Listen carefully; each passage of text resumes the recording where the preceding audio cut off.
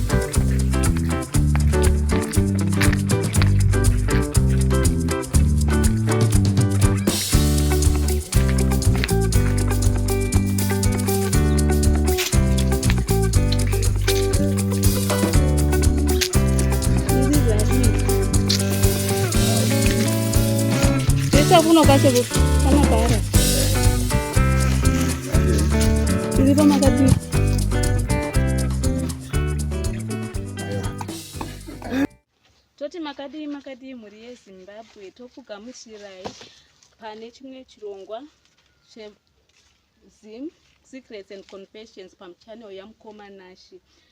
Tadzoka zvekudomboshava kwamunyawiri pamhuri yekwahurume.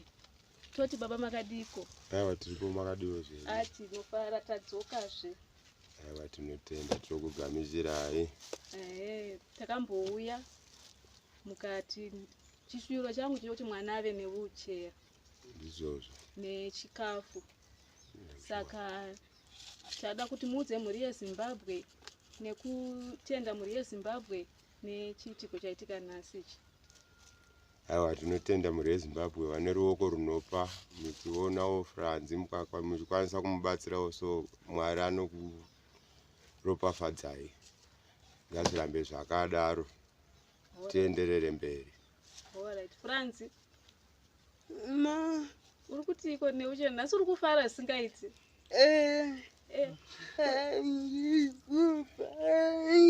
Ukufara ka? Uda kuti chii kune mhuri yeZimbabwe newheelchair nechikafu ichi? Ndangu kutenda mhuri mandifunga duwayanandi. Anditika. Franzi ari kufara nhasi, anzi nhasi nichabika tii nemabhanzi. Mhuri yeZimbabwe mandifunga nhasi. Hanzi mhuri yeZimbabwe mandifunga nhasi. Saka tinopa kutenda kwamuri mhuri yeZimbabwe nechipo chamaFranzi chewheelchair nemagroceries. Franzi ndo amwe magroceries ako aya.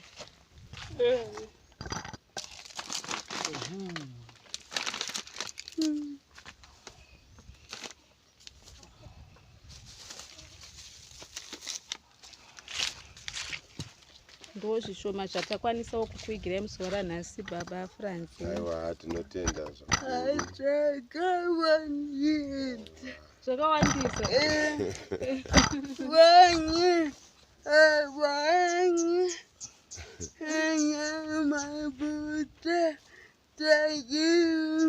vamwe havana kana mafuta chaivo. Vamwe havana mafuta chaivo.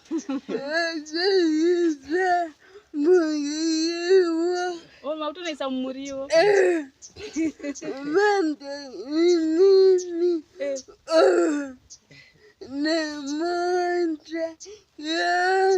Nemota yako.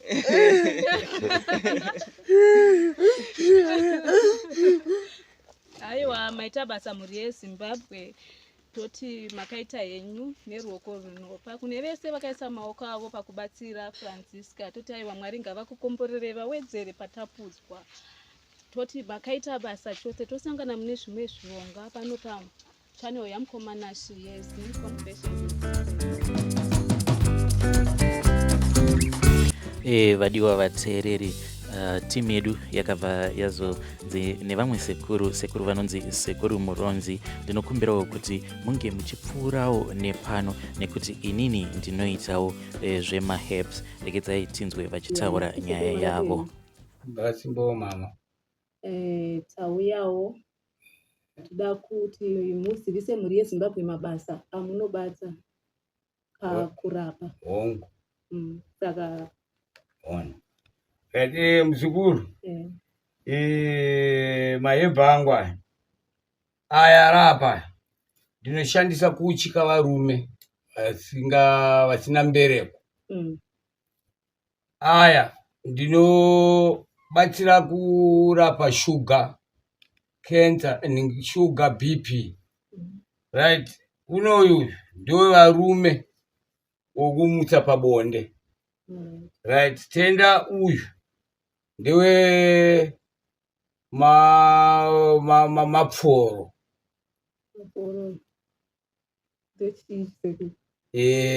Ndingangoti anoti nati zvinhu zvababa zvezve zvinozvimba kudai izvi. Alright. Ava nyasotsanangura izvi. Atisika. Uyo ndinoushandisa kurapa mabhora kufa, machende kufa. Alright. Yes, ndinatodza ndichidiudzaka. Yes. Yes.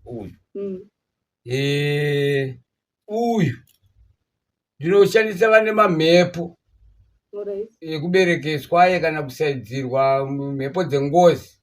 Ndinoti vanogeza katatu. Uyu ndinouchikisa kumadzimai vanonetseka nejeko kana mbereko. Jeko kana mbereko. Ndo zvandinoshandisa pane uyu. Atinatsobuda naye.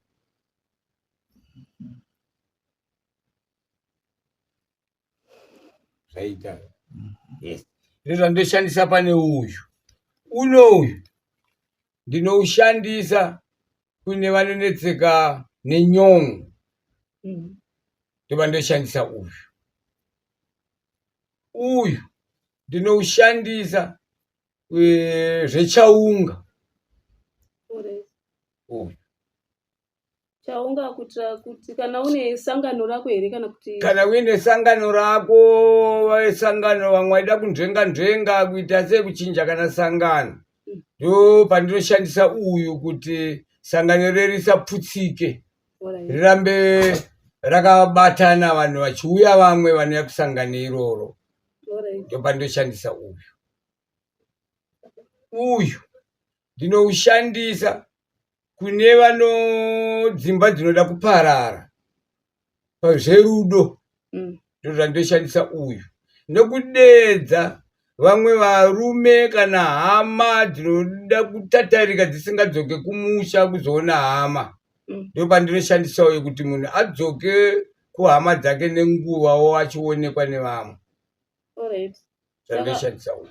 Uyu unoita sei manje kana unoda kushedza? Zvatireta kana tichishandisa uyu kuti toda kushedza hama yangu isiri kudzoka kumusha kana vasikana kana mudzimai mumba ari kunzvengwa nemurume wake asingadzoke kumba. Ndinoshandisa mushandisiro wokudai izvi. Tinoutiisa pamhanza wakadai. Utaura zita remurume wako kuti Ningi. Utaura kuti rudo rwedu rwatakatangidza imba yedu toda kuti rudzokere pakare. Kana une zvaunenge uchida kuti azenge achikuitirawo unenge uchibva wazvitaura ipapo. Asi unenge uchitaura nechemumwoyo mako kuti tushiri tusakunzwe tinotendererawo. Kawaika wakaisa pamhanza yakagogobva wakadonedza pasi. Zvatodi? Zvinhu zvako zvaringana. Mari yakutouya.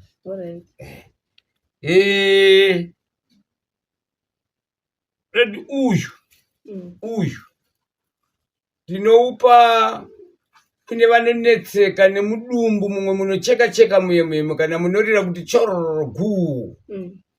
Ndo pandinoshandisa uyu ndinomuti unotsenga kadiki kakadai so. Hautsenga wakakurisa une simba serere. Saka ndinomuti unotsenga kadiki kana 2-3 days wotsenga futi kaungadiki kusvikira mudumbu mako madi manyarara. Ndo mashandisira ndoita upi uyu.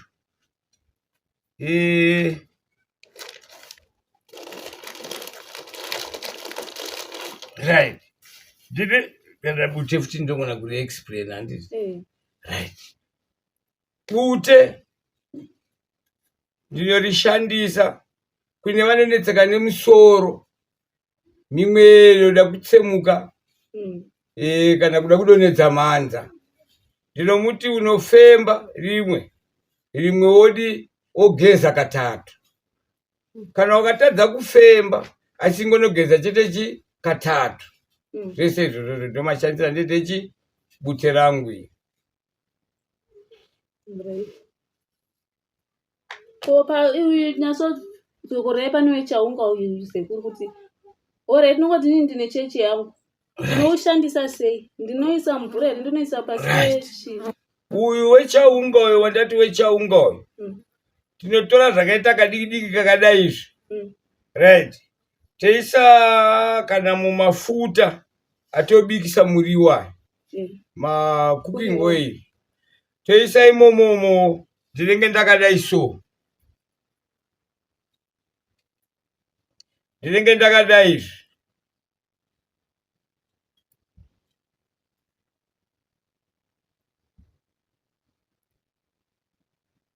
Ndakabairira twechaunga twamurikuona utu. Ndakatubairira ipapa. Right, ndochiti enda unesa mumafuta ma cooking oil atobikisa muriwo mashomanana. Wesaika kakaimomo. Paunotanga kwaazora. Ndo paunotaura mazita remufesi wawo. Uyu wechaunga uyu wandati wechaunga uyu. Tinotora zvakaita kadiki kakadai izvi. Right. Teisa kana mumafuta atobikisa muriwa. Ma cooking oil. Teisa imomo ndinenge ndakadai so. Ndinenge ndakadai izvi.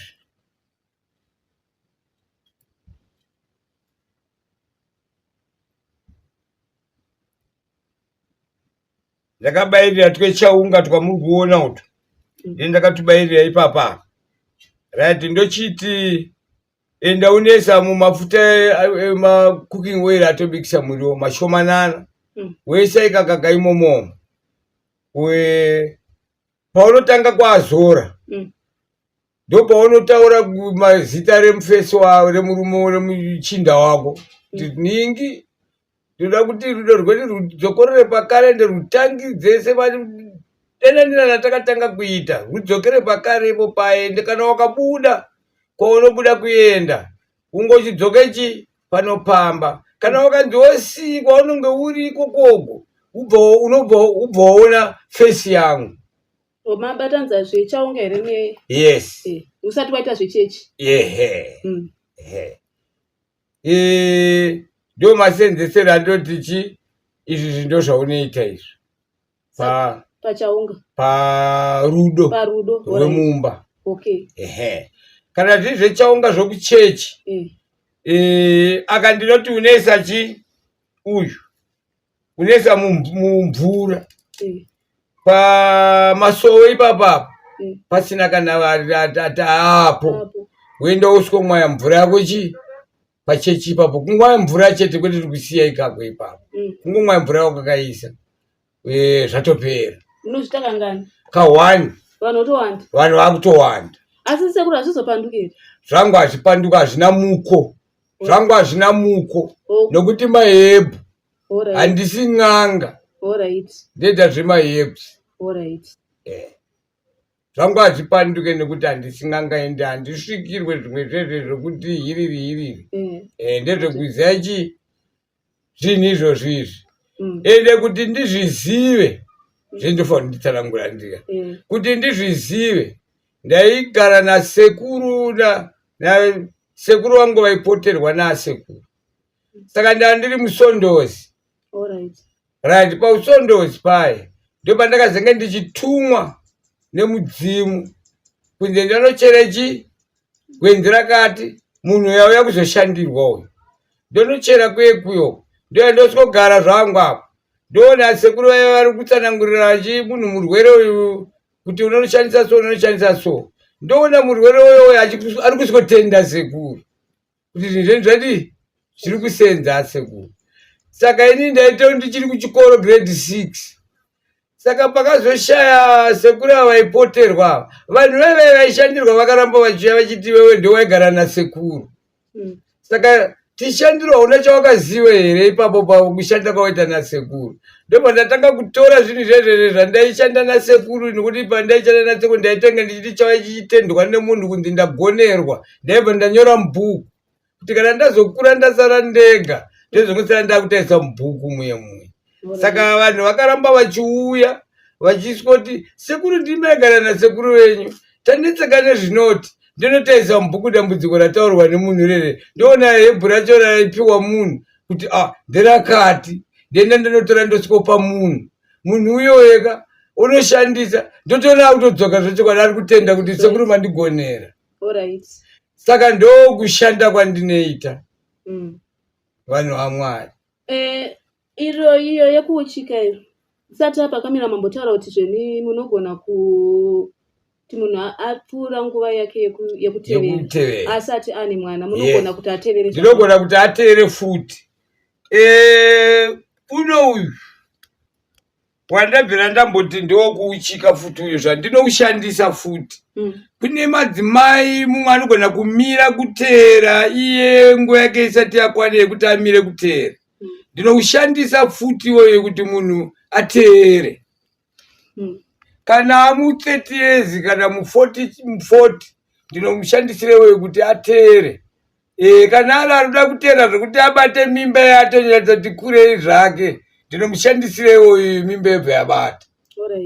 Kunyangwe aranga atombomira kuteera achindodzi kumushandisira mushonga iwoyo hebhiro riri obva ateera. Kana asangana nababa vakasimbawo mimba yobva yabata. Aiwa mhuri yeZimbabwe ndiyo nyaya yatinayo nasekuru. Kune avo vari kunetswa nezvakasiyana siyana tiripo pane zambuko renyu. Vedare ndo interview iyo yakatorwa netimu interview yakatorwa vachitaura nasekuru. Sekuru vakati aiwaka pfuura iwo nepano munge muchionawo basa rangu randinoita.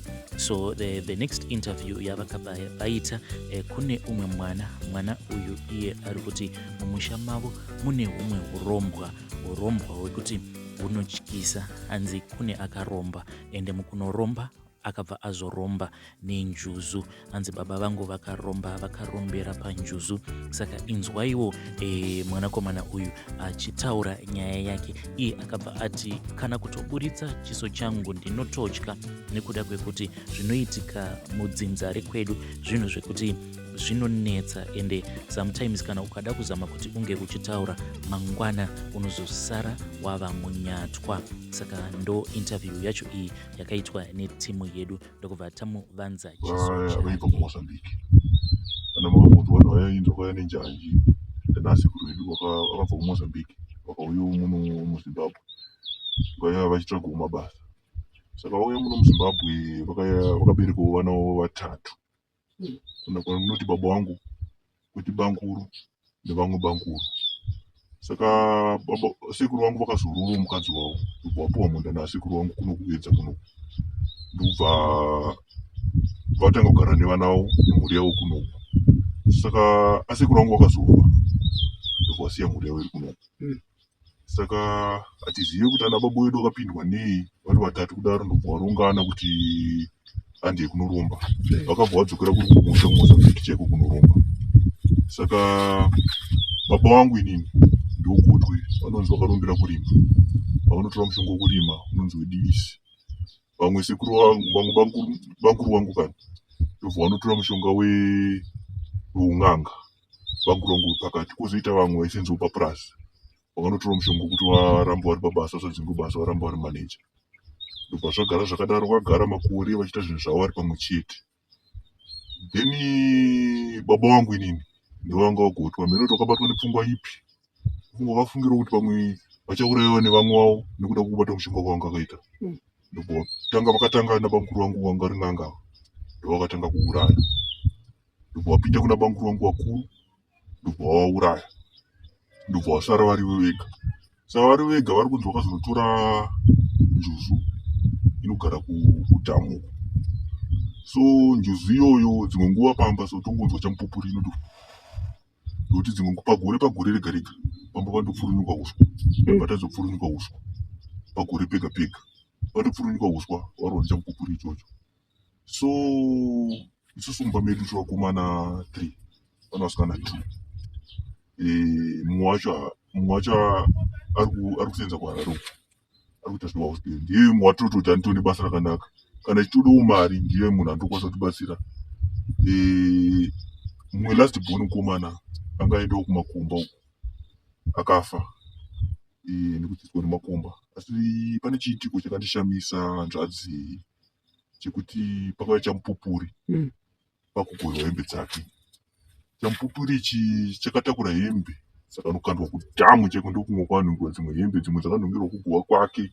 Hatava kutonzwisisa kuti chii chakaita, ndozvakazoita kuti semhuri ngatifambei timbonzwa kuti chii chiri kuitika mumusha. Ndopatakandobata nhau yababa wedawo vachidzi ndovakauraya mukoma wavo, ndovari kupedza vanhu vese vari mudzinza. Zvese zviri kuitika mudzinza kuti isusu tisarore.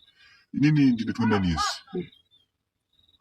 Hanzvadzi handisati ndamboita kana musikana wandoti wangu musikana. Kana nyangwe ndakanoshanda handisati ndambobata kana mari chaiyo, ndabatawo mari yekuti nosvika kana $100 handisati ndamboibata. Kana ichoti ndabata mari kana ndakaita $30 ndechitoti ndiri kurira. Ndoupenyu hwatinorarama zvakaoma. Saka patakada kufamba zvakaoma. Saka patakada kufamba patakaenda kunofamba patakandobata nhau yekuti baba wedu vari kukonzeresa zvakanzi tiuye nababa. Patakanoudza baba vakati muchazviona. Vakati muchazviona. Saka ndizvo zvinhu zvakazoti ndibve pamba nditanga kuti rege ndinogarawo pangu. Ndinogarawo pamba pekuti asi pekuchengeta. Pandogara panapa pamba pangu pekuchengeta. Akati rege ndibve ndinogara pangu ndega pasina anotiti sleeper. Saka ndinobatsirwawo but upenyu hwacho hapana chiri kuchinja, zvinhu zviri kutowedzera kuoma. Saka ndachikumbira kuti kana kune Zimbabwe wagona kundibatsirawo kunzi ndatambura nenhau iyi, ndatambudzika. Mumwe mukoma wangu ari pakati, ari wokutanga akatoramwa. Hatitoziva kuti akaenda kupiwo bhosi, tinongorarama nokukurukoza. Ndichiziva kuti akatata nemasango akangoenda akaramwa paakanzwa nhau idzodzo. Patakataura nababa akabva aramwa. So far tane 6 months haafoni, haataure nesu, hatitoziva kuti mupenyu here kana zviri kufamba sei. Baba takavabvunza kuti muri kufungei nenhau yamukoma asipo. Haona nhau yaenda sei yaanotaura. Amai chaicho havana kana voice pamba. Vakada kuti vataure kana kuti vafambe vandothreatenwa zvimwe zvekuti mutozoona kuti muri kupinza amai pamahwana. Saka takazoti asi vana rege timbozviignore, timboraramawo patinenge takwanisa kubatsirwawo patinenge taenda. Asi mase matiri kufamba unobatsirwa kuti nditi ndaona zambuko kana ndaona zvachinja handina. Saka ndachikumbira kuti kana kuno vanozivawo maprofita anogona kana n'anga kana chii vanogona kubvisa zvinhu pamusha, tingarungane zvedu. Kuzi pane imwe n'anga yatakamboendera but zvinhu zvacho zvaitaurwa kuti zviri kudiwa 8 toda mombe 7. Saka neupenyu hwatinorarama inini ndowana $50. Dzimwe $50 ndogona kuona mwedzi wese. Saka kuti uunganidze mari yekuti utenge mombe 7 hatikwanisi kuiwana. Saka ndachikumbirawo kuti kana kuna vanozivawo maprofita kana anokwanisa kutibatsira atibatsiriwo, hatatambudzika. Alright, mukoma, pane imwe nyaya yatambotaura tisati tave pakamera. Manga muchiti nyangwe muraini chaimo mukauya muenzi akagarisa kana kuti akagarisa zvekuita kana kuti 3 kana 4 months anongonzi aenda kurwizi obva atonzi atotorwa nenjuzu. Haizvo zvinoitika bhozi. Haizvo ndo zvinotonyatsoitika padhamu. Kana munhu wese auya mumusha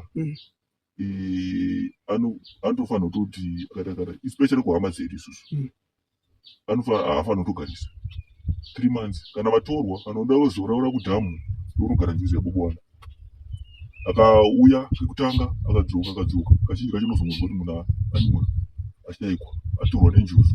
Vanozouya vanhu vanoitawo zvechivanhu vanenge vachikuti atorwa nenjuzu, aenda nenjuzu. Saka njuzu iyi patakatozofamba ndopatakazozwa kuti shuwa ndeyababa wedu. Nekuti kapai manga muchiti parufu rwemunhu iyeye panongoya chamupupuri chongotora kana hembe. Ndizvo zvinotoitika izvozvo. Hadzanzi dzimwe nyaya dzacho kuti urambe uchidzanangura zvinenge zvichirwadza, but baba vangu handizivi kuti vanga vakapindwa nei, kuti mweya wei, kuti even nevatorwa chaicho kana mumusha medu kuti nzvimbo inei kuti vanhu vanyatsoshanya vakasununguka nezviitiko zvinoitika, because zvinyatsoita zvakanaka. Saka baba venyu vanotozikanwa? Havandozikanwa, hapana asingazivi kuti ndo zvavanotoita. Vanotozikanwa. Munhu wekuti akatongorema atongotyiwa kutoti inini kutotaura kwandikuita kudai soka, ukaona munhu wakwanisa kutaura nyaya zvinhu zvakurwadza unenge waneta nazvo, vari kutozvitaurawo vakaziziva kuti ndo zvinenge zvanendaita. Zvinenge zvakaoma. Alright mukoma, mhuri yeZimbabwe ndo nyaya yatinayo muzuva ranhasi. Tinga chingokumbirawo vanobatsira kuti mubatsirewo mukoma vavedu wenyaya yacho inyaya inosiririswa. Even nyangwe patafamba vanhu vatambotaurawo navo, vanhu vari kutotya kana kutobuda pamakamera chaiko kutaura nyaya iyi. Vari kungotaura kuti pakaipa pane nyaya yenjuzu iyi yekuti tangotongotora munhu hembe dzinotongoshaika pamba. Musi unovigwa munhu panouya chamupupuri, musi wafa munhu atorwa nenjuzu hembe dzototsakatika. Kana kuti musi unogovewa hembe panouya chamupupuri hembe yototsakatika. Saka ndo nyaya yatinayo guys. Thank you for watching and keep watching Sim Confessions. My Tabasa.